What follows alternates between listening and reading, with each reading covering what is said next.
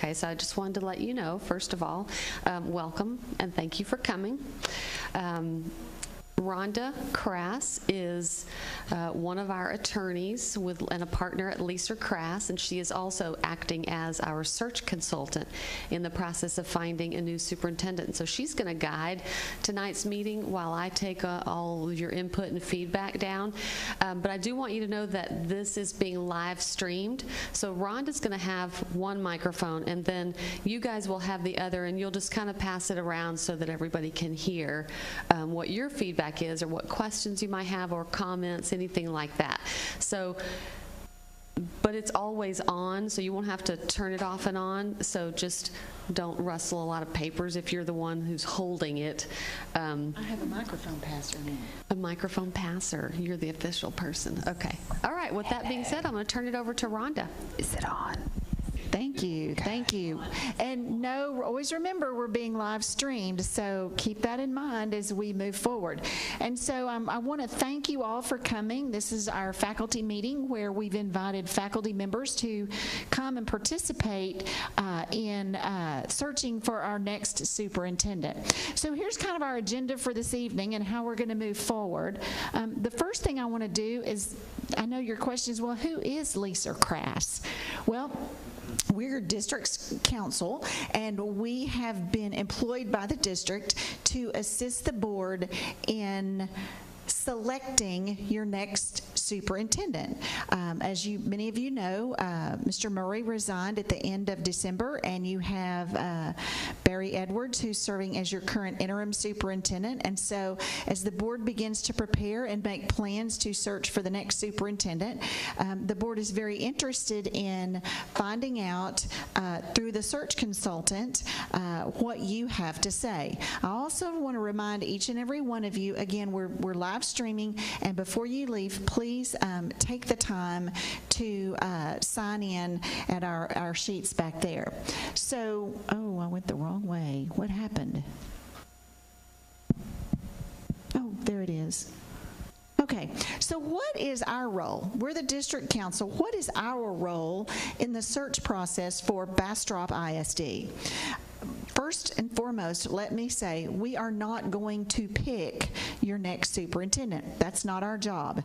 Our job is to help facilitate the search. Our job is to help the board through a data-driven process to determine who the next leader will be. I'm going to tell you, finding the right superintendent for your district is like finding a needle in a haystack. There's one person out there that is the right leader for this. And so our job is to assist the board in finding that needle in the haystack. And how do we do that? Well, how do we do that? Well, the first thing that we are doing is, number one, we have surveys. I don't know if you've seen those or if you've been encouraged to fill out a survey. On the Bastrop ISD website is a link to a survey. And there are a lot of questions there about what's going good in Bastrop, what could be better in Bastrop, what qualities you seek. And so we're asking every key stakeholder in this district, and to me a key stakeholder are people who live here, community members, business owners, parents, teachers, employees, staff members, students, anybody that can read and take that survey. We care about what you have to say. All that data and all that information will be gathered together and presented to the Board of Trustees. And so the purpose, part of the purpose of this meeting tonight, and part of the way we help the board facilitate that particular agenda, is we hold meetings. We had a meeting with some central office staff earlier today. This afternoon we're having a faculty meeting where anybody in the district who's employed can come and listen and participate. And what we want to do is gather up the information that we get from you and present this to the Board of Trustees. The reason we do that is twofold. Number one, in order for us to find the right superintendent, we need to know what you're looking for. What are you, as employees of the district, key stakeholders, stakeholders. And as an employee of the district, trust me when I tell you, you are a key stakeholder. And so we want to know what you're looking for in your next leader. And so the purpose of this meeting is to gather up information from you so that we can pass it along to the Board of Trustees as they develop their profile in eliciting responses for the next superintendent. Now let me tell you about the board's role in this particular job of searching for the new superintendent. The board has 4 essential functions. If you look in your board policy, in Section B, it'll list out what the board's role is. The board has 4 essential functions. Number 1, the most important function, it is their job to hire the superintendent. It is given to them by state law and by board policy, and it is their exclusive job to do that. They also set board policies and procedures. They set your annual tax rate, and they adopt a budget for you to work within. But that number 1 is critical, to hire the superintendent. Now, a lot of times in communities, the community wants to get real involved and tell the board who to hire, or get involved in the interview process, or find out who's applying for the job. That gets to be a little bit of a problem because, number 1, it is the board's exclusive role to hire the superintendent. By law, the board cannot disclose to you the names of the applicants for the position. Let's say we had a 2nd grade teaching position, or even something else. We are hiring a new band director or high school principal or head football coach. Those are the most controversial ones. And you want to know who's applied. You can ask who's applied for these positions. That information is subject to the Texas Public Information Act. I will tell you it is not subject, and in fact it is a violation of the Texas Public Information Act for the board to disclose the names of the applicants for this position. There's a reason for that, in that it can discourage people from applying if they think word is going to get out in their community that they've applied. So the board can't share that information with you. Oh, I keep doing that. I have a fat finger. By law, they also can't, even if you, let's say, for example, you have a cousin that lives in another town, and their superintendent told your cousin they were applying for this job, and your cousin called you, and you see a board member and you go, hey, I heard, John Doe was applying for the job. They can't go yes or no or maybe or anything else. They can't disclose to you. Even if there's somebody who's applying that walks around Bastrop ISD saying, hey, I'm going to apply for this job. I want to be the next superintendent. The board still can't disclose to you whether or not they've applied. They can't disclose to you who they're going to interview. Well, I know they applied, but did you interview so-and-so? They can't disclose that information to you. They can't even tell you if they considered interviewing them or offering them the position. That is totally in violation of the Texas Public Information Act. So don't feel bad if you ask one of the board members, hey, who all's applied for the job? Because they can't tell you that information. So keep that in mind. So with that said, I've got some questions that I'm going to ask you, and I want your honest opinion, because the one thing the board can do is take input from the community on the profile and what the next superintendent looks like. And as a part of our process, we are going to develop the profile, what the profile looks like for the next superintendent. It's going to be based on board input, but it's also going to be based on community, staff, parent, and student input as well. So based on those surveys and these meetings, I hope to glean a lot of information from you about what we're looking for in our next leader. Now, I've got some help here. I'm going to ask you to stand up. And the reason we're asking you to do this is because we are going to be live streaming this, and so in order for it to capture your responses, we have a microphone for you to speak into. We've got plenty of time and we don't have a lot of questions, but it's very important that we capture your answers. So let's go with our first question. What do you consider the strengths of Bastrop ISD? Anybody? Just raise your hand and she'll bring you the microphone. Anybody? Come on. Okay, we have one. I think one of the things that we're doing really well right now is the increased enrollment at Circa, and that program that it's, what it offers for our students and the community and their parents. So we have people who are interested in coming to Bastrop ISD. Great. What are some of our other strengths at Bastrop ISD? We have one back here. Well, you're going to get your workout today. Partnering with the community. Okay, partnering with the community. Great response. Anybody else? Here's one. I will say, I think that for the most part, everybody in this district is here for the right reasons for the kids. Okay. And I think that we all show that pretty well. That the staff is here to support the students. That's great. What other strengths do you see within Bastrop ISD? Now, if you work here, surely you can find a strength of Bastrop ISD. Here we go. Oh, we have a lot of them. Tell us. Well, I think our partnership with our businesses, that we believe in Bastrop ISD and what that brings to our campuses, like in terms of grants. So it shows, just like she was saying, the community partnership. I think that's a huge strength. Great. Of what our district is doing, going in the right direction. Community partnerships. Anybody else? Here we go.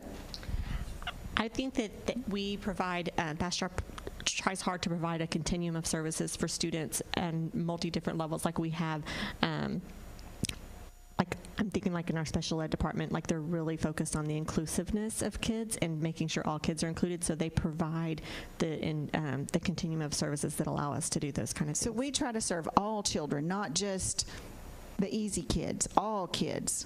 Great. Anybody else? Anybody else have any strengths of Bastrop ISD? Yes? Got one? Sure. I don't want to leave anybody out. I think we, again, to echo their sentiments, we really do well with our business, partnering with our biggest community, and I think we do well with communicating our message to our key stakeholders and really trying to set forth a strong public image and living to what our mission statement really is within the school district, and really set a positive example across the district with our students and our staff, as well as the key stakeholders in the area. Okay, that's great. Anybody else have any more strengths from Bastrop? I think one of the strengths that Bastrop has is they take care of their own. There are a lot of people who are product of Bastrop ISD who come back home to give and pay back to the district. I myself being one. I think that's real important because I think the district does take care of their own. People who are products of the district come back to pay the district back by teaching and working for the district. I think tradition is very important to our district also. Football, everything else, the tradition is there. If I went to Coach Turner's funeral the other day. Once a bear, always a bear. I think that's real important because you have a sense of pride in where you came from and what you teach. I like that, a sense of pride and a sense of giving back to the community. Yes. One of the strengths that I see is the daycare that they offer for teachers and staff. Oh, that's great. Anybody else have another strength that you'd like to articulate? I think one of the other things that we do is we consider, the needs of our students and the community in terms of we do the back to school bash, making sure our kids start off this year with having school supplies. There's coats for kids that's held in December to make sure that our kids have a warm coat. I think some of the other things that we do, we partner with being able to offer adult ESL classes across the community, there are GED classes, and so, not only taking care of our students, but also reaching out into the community to meet the other needs of our students and their families. Great. Okay, I'll open it up one more time. Does anybody else have a strength of Bastrop ISD? Okay, well, let's go to our next question. if we're good, we're never perfect. So what concerns do you have about Bastrop ISD? What concerns do you have for Bastrop ISD? Anybody? Somebody? Here's one. Well, we've got several people. Okay, great. One of the concerns that I see is just the behaviors that we're having to deal with in the classroom. Okay. And then I had another one left me. We had one right up here. A big concern that I see is teacher recruitment and retention.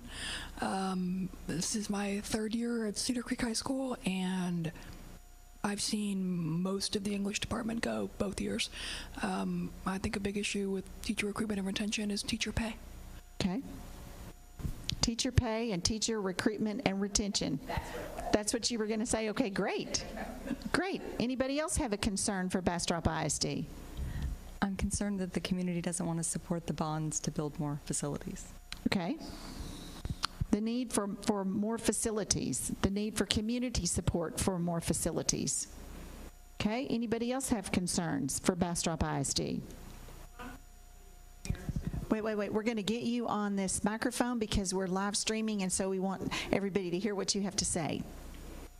One concern I have is really getting parents involved and educated and knowledgeable about what we really do. Okay, so parent involvement is a concern. Thank you. Anybody else have concerns that you'd like to share? Here we go.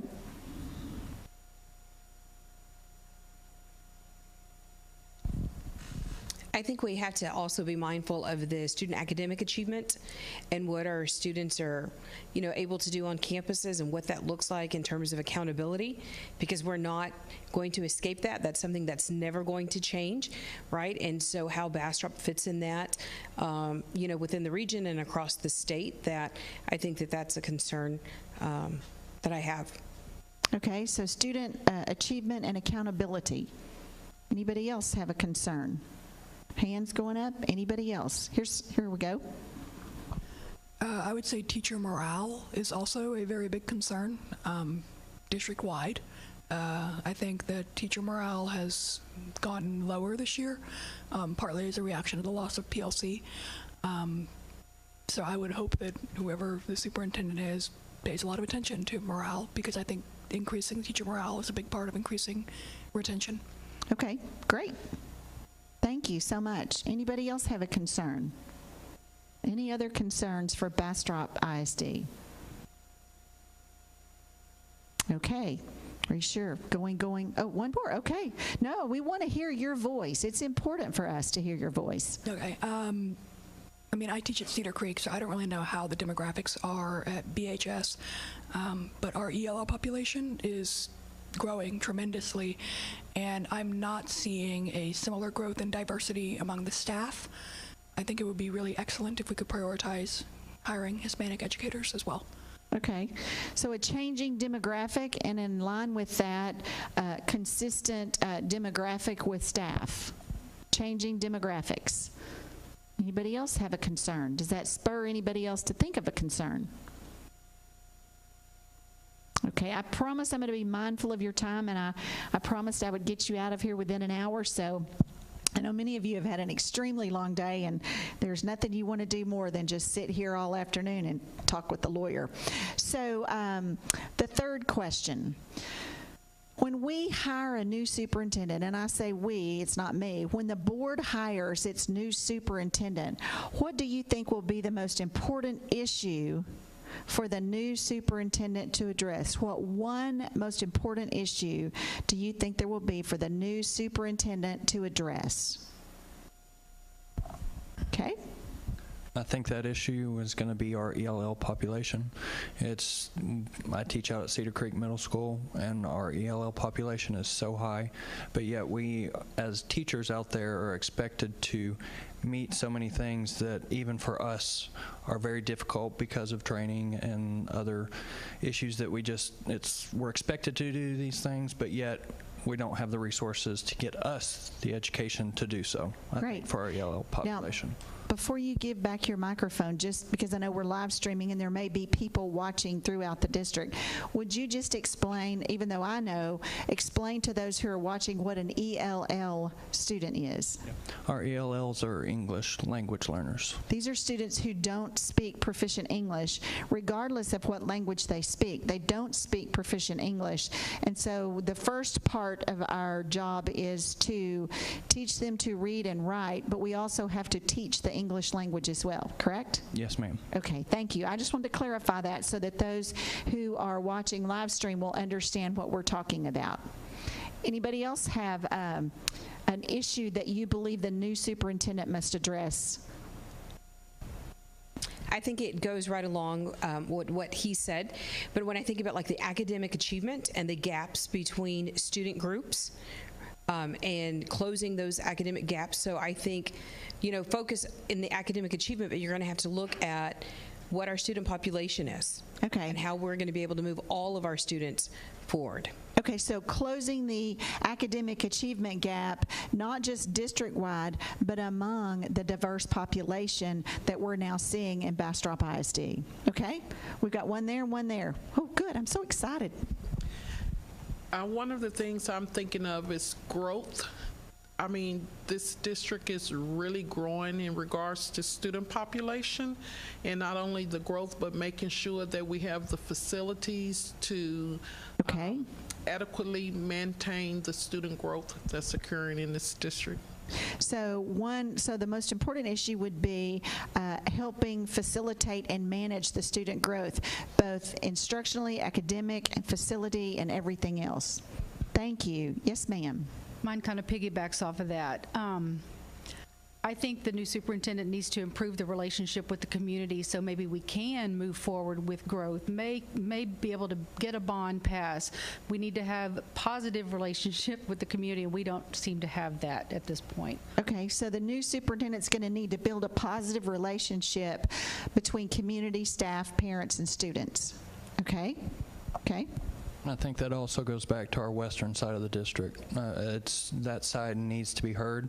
We need home visits. 5 years ago when I came here, our campus did home visits. I haven't seen that or from our leaders really go out into the community. We can sit and talk all day about community involvement, and but unless you go get addresses and go to homes and talk with these people, because they're not going to come to you. We need to really get this involvement, especially on our western sides where I see we need community and parent involvement. Okay, here's one right here. I second the need for we need to get a bond pass. We need to have better and bigger facilities because we are growing and we're not going to stop growing. I mean, the whole I-35 corridor is a huge, one of the top population growth areas in the nation. And like at CCHS, our admin have done a really good job of kind of helping us figure out where we can put students. But I think that it does, a lot of the morale issues and a lot of the behavior issues, I think, go back to overcrowding. To the staffing and space issues. Yeah.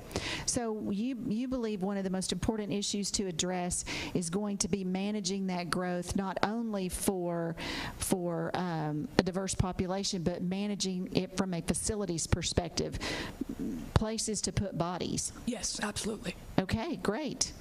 Anybody else have an issue that you feel we need to address for the new superintendent?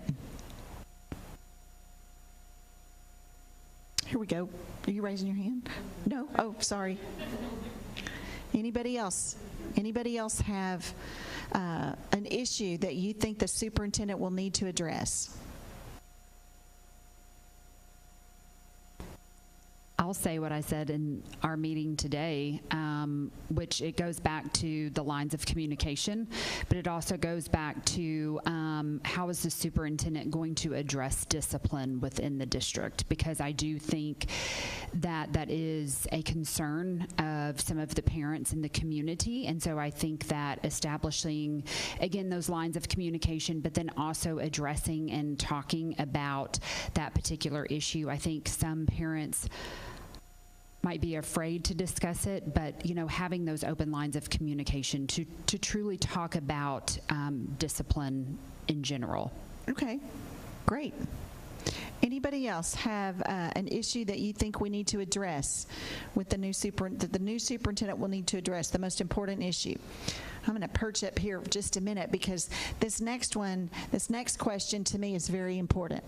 When you start thinking about your next superintendent, I want you to think about what personal qualities, personal characteristics this individual needs. I'm not talking about their educational requirements or job duty requirements. I'm talking about personal requirements such as integrity or honesty, personal requirements that you think are going to be required for this next superintendent to have in order to show success at BISD. So from that perspective, what are the most important personal qualities or characteristics that you feel are needed for the next superintendent of BISD?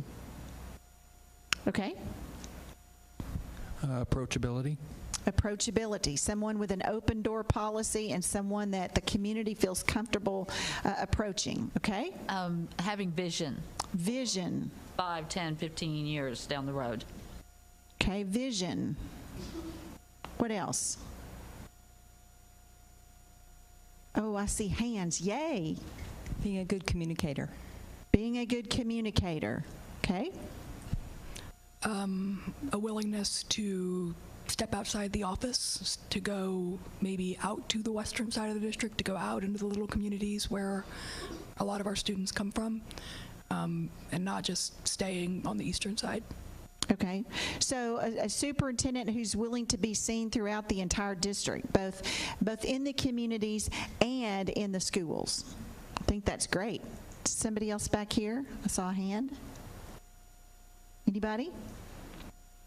What other personal qualities do you think will be needed for the next superintendent? Okay? Being genuine. Just okay. That sense of, being genuine. Okay, a genuine individual. What else?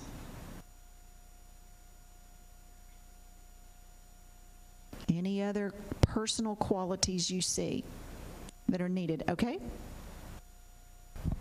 In it for the kids. Okay, someone who believes in the children of BISD and puts them first. All right, back up here.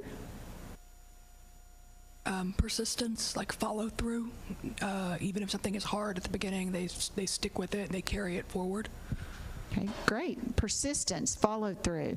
Someone who will ensure that the mission and vision are accomplished.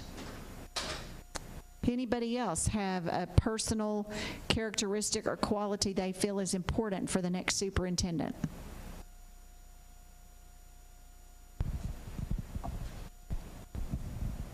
I'd like to see someone who has a history of commitment, that we're not getting someone that was in a school district that had been there for like 2 or 3 years and they're ready to move on to the next thing, that someone that's willing to commit themselves, for the turnaround, for the time that it's going to take to get us to where we need to be. Okay, somebody who has a personal commitment to the goals and the time needed to accomplish those goals. That's great. Anyone else? Anyone else? What other personal qualities or characteristics? Mine kind of piggybacks off of Tina. I think we have to have somebody that actually really cares about kids and the community and be enough to be involved and invested in where they are. That's what I see. I want people to be here because they want to be here and want to make a difference, and that's what I think they need to actually care. Great. Somebody who's in it for Bastrop ISD, who wants to be a committed part of Bastrop ISD. That's great. Does anyone else have a personal characteristic or quality that you see that is going to be necessary for your next superintendent? Okay, got 2. Got one here, one here. I think having a good sense of humor, because sometimes school is so stressful, but somebody that also, if they can have a good sense of humor. Okay, probably very much needed in the school business these days. Thanks. I was just going to say someone who's just really genuine. Okay. Someone who's genuine. Any other personal characteristics or qualities that you think we need to address or ensure that the board knows are important for the next superintendent? Okay, so having addressed those, let's look at the most important skills or education. What skills or education that is needed for the next superintendent? What are those skills that are going to be required for your superintendent to be successful in leading Bastrop ISD? Okay. I think a superintendent who is bilingual in English and Spanish would be a really excellent thing to have. Okay. I think it would show a lot of commitment to our population, our quickest growing subgroup. And I also think a superintendent who has a background in the classroom, didn't just go straight into administration. Ideally, I would love someone that had spent 10 years in the classroom as a classroom teacher. That might be a high ask, but I think it would be an awesome thing to see. Okay, somebody with actual classroom experience, also someone who is bilingual. What other qualifications or educational skills are needed? I think that we need someone that comes with superintendent experience or right near that level, which could be in a district, whether you call that a deputy super, some districts may call that an associate super, but someone who has proven leadership skills, because I don't want to see someone come here where they are on the job training, right? We're not in a place to grow you in the superintendency. We need someone that can come and find us where we are and lead us forward. Okay, great, thank you. Anybody else have any qualifications or skills that you believe are necessary for the next superintendent to possess in order to lead Bastrop in a positive and visionary forward role? Anybody else? Okay. I think having some sort of prior history with the district, I just think that when you have a relationship already or some kind of real life connection or somebody that really know the school district and they're invested in some kind of way, it would be great to have a person like that. Okay, someone with a connection to Bastrop or a relationship with Bastrop ISD. Anybody else? Okay. I think a PhD in educational administration would be a real sign of commitment to being the best administrator it's possible for them to be. Okay, somebody with a PhD. Anybody else? Any other qualities or skills or educational levels that you feel like are important? Okay. I think a PhD is good, but I think and/or education and experience equivalent to that is a good thing too, because you don't want to get too caught up on that and then we miss out on somebody that come with all those skill sets. Okay, somebody with good experience and/or a PhD. Okay. Yes. I'm also getting questions and comments from our people who are watching. Oh, great. So I wanted to share those with folks. So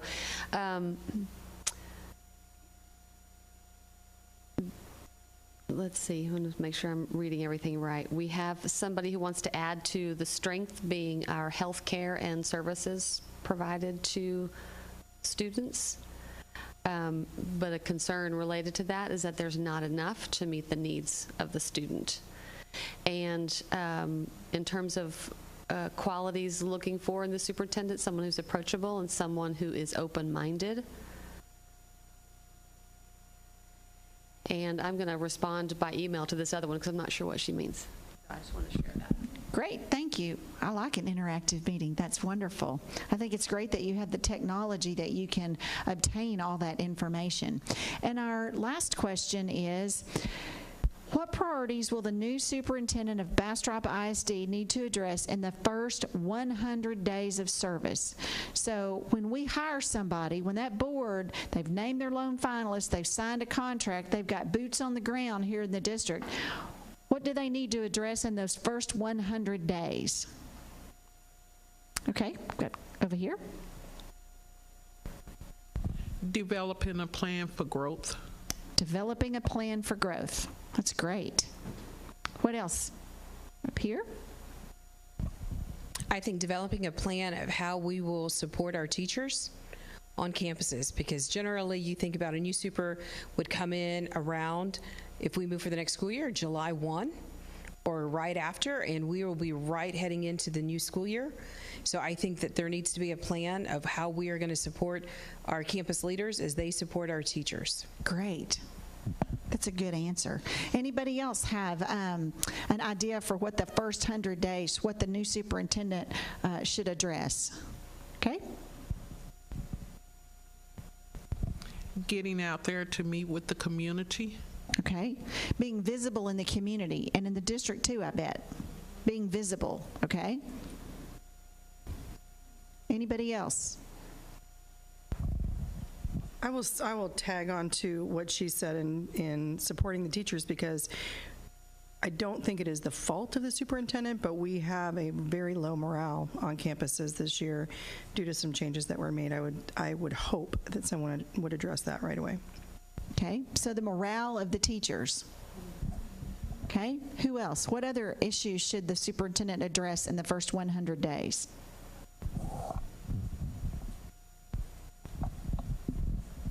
I mean, this is kind of tagging on to what she said about plan for growth, but I would definitely I would want them to have some sort of plan for how we're going to update and expand our facilities. Okay. Possibly tagging on to the plans we've already developed for the bonds that didn't pass. Okay, so expanding our facilities to address the growth that's coming. What else? Anybody else have a need to address within the first 100 days?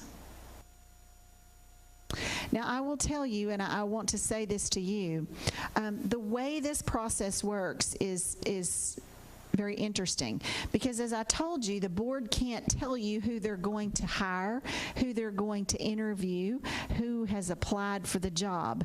But the way this works is, once the board selects a finalist, they must name, once they think they know who they want to hire, then the board has to name a lone finalist, and they have to post that position publicly for 21 days. That position is posted publicly by coming out in a board meeting and voting to name a lone finalist. It is during that 21-day period that obviously the board will negotiate a contract with the new superintendent, but at that meeting where they named the lone finalist, that is the board's notice to the public who the expected choice is for the position. The board may not hire the superintendent until that person has been publicly named for 21 days. That is the board's vetting period for the public. So during that 21 days, if you have concerns or questions about who the board has named as their lone finalist, that is your opportunity for you to go in and share that, email the board, or share that with the board. So if you have concerns, that 21-day period. After the 21-day period, then the board may legally hire and name and put under contract your next superintendent.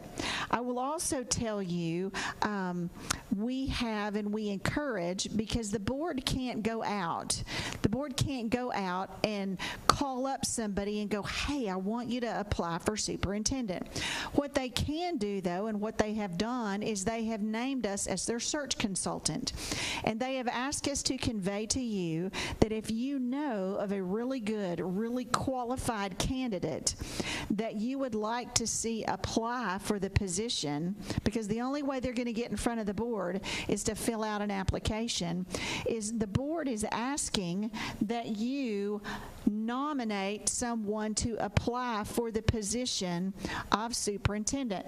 If there is someone that you would like to nominate to apply for the position of superintendent, you can email me right there at that email address, and I will actually reach out to that individual and let them know after we develop our profile that they have been nominated to apply for the position of superintendent. I think that's very important because it gives you the opportunity to let the board know that you are interested in someone that you think might be a good fit, because you can't go in and tell the board who to hire. You can't go in and tell the board who they need to reach out to. But if you reach out to me, then I will reach out to those that you suggest and invite them to participate by applying for the position of superintendent. Now, I want to say this. There's two things I want to say to you. First and foremost, how many of you know that there's a survey on your board's school district website that you can fill out with your opinion? How many of you know about that? Okay, keep your hands up. Keep your hands up. How many of you have filled out the survey? Wow. Okay, I'm impressed. I am very impressed. Now, here's my challenge to you. Here's what I'm going to challenge you to do. I would like for you to tell 10 people to fill out that survey. And it doesn't have to be somebody you work with. It can be a parent. It can be another employee. It can be your next door neighbor if you live here in Bastrop. It can be the woman that you run into at the grocery store. But between now and March 19th, and I believe our survey closes at noon on that day. 10 a.m. At 10 a.m. Our survey closes at 10 a.m. on March 19th. I would encourage you to each, think about this. We have 1, 2, 3, 4, 5, 6, 7, 8, 9, 10, 11, 12, 13, 14, 15, 16. We have 20 people in this room. So if each of you goes out and encourages 10 people to fill out that survey, that's an additional 200 people that we'll get input from. I'm going to tell you, and I mean this with all sincerity, the board thanks you for filling out that survey. They thank you for taking the time to come this afternoon and provide your responses to us, because it is important to the board to know, you guys, in reality, you're walking the halls of this school district. You are walking the halls of these campuses. You're interacting daily with these children. You are what we call boots on the ground. You are there at the front line. And it is important to the Board of Trustees to know what you see and want in your next superintendent. Although you can't tell them who to pick, you can't even know who's applied, it's important for them to know what you want. Because if they know what you want, they can develop that profile so that we ensure that we seek the right individual. The way our process works is we will develop an application and a profile based on all this data we're gathering from you at these meetings and by receiving all the surveys. And I will tell you, the surveys are all anonymous. We are not tracking IP addresses. We don't care who fills out the survey. What we care about is the opinion in the survey. And we're going to gather up all of that data and provide it to the Board of Trustees. We'll condense it because that's a lot of data for them to look at. And we'll condense that down so that they can see what the main concerns are, the qualities and the characteristics that you're looking for, what you as key stakeholders feel is important for the board to determine in setting a profile. Once we set the profile for what we're looking for, as the board begins to look through applications and resumes and thinks about the person they want, as they go through the interview process, they'll have some really good data to look at. And you know what that data is? That data is your opinion. That data is what we're collecting today. That data is what we're getting from you that says, hey, school board, when you go out and you hire our next superintendent, make sure you look for these things. And I will tell you, the board thanks you very much for your efforts, for your effort to come this afternoon. I was afraid the storm might keep people away, but I thank you for coming out in spite of it. I know many of you have had a long day. Many of you have put in a lot of hours today. You've been on your feet a lot today, and you're probably ready to go home and prop your feet up. So I appreciate you taking the time to come today. I know the board does, because your input is very valuable to them. Now, I promised I would be honoring your time and not keeping you up here past the hour that we needed you. So I will say that Dr. Lee has provided some cookies and bottled water. That's about all we can offer you. Can't pay you or anything like that, but we do have some delicious cookies and bottled water. At least for your ride home, we can make it a little bit more pleasant. She's been baking cookies all day long. So Look a lot like the ones you can get at HEB, but they're not. So we want to thank you, and I think you could. Okay, great. Okay. So one person said that one personal quality that they thought the superintendent was needed was to have to be able to work well under pressure and in crises and adversity, because of the things that we've had happen here in Bastrop with the fires and the floods and ice storms, that they need to be able to handle those things well. Also, one particular teacher is concerned that we tend to spend so much time on teaching that we're not necessarily focused a lot on building the relationships between teachers and students, that we don't devote enough time to that. And so the concern is that the SEL curriculum that we're implementing right now in intermediate and middle school continues, and that it gets expanded across the district, because they find that that's really important. And I want to tag on to something that Rhonda said, is when you go out and you ask those 10 people to do the survey, please also reach out to not the usual suspects, if you understand what I mean. Pick some different people. We're going to be asking the people on our campuses to fill out those surveys. We already have done that, and we'll keep reminding them. But your neighbors, your Spanish-speaking friends and neighbors, especially students that you feel are of age to be able to understand that survey and take that, we want student input too. So get outside the box on who you ask and invite to participate in that survey. It is available in English and in Spanish on our district website. Again, I want to thank you for your time. I want to honor your time and not keep you very long. I will say this: if you make sure you sign the sign-up sheet that you came in, then we will thank you by offering you a cookie and water and sending you on your way. Happy Monday to each and every one of you. Thank you. Thank you.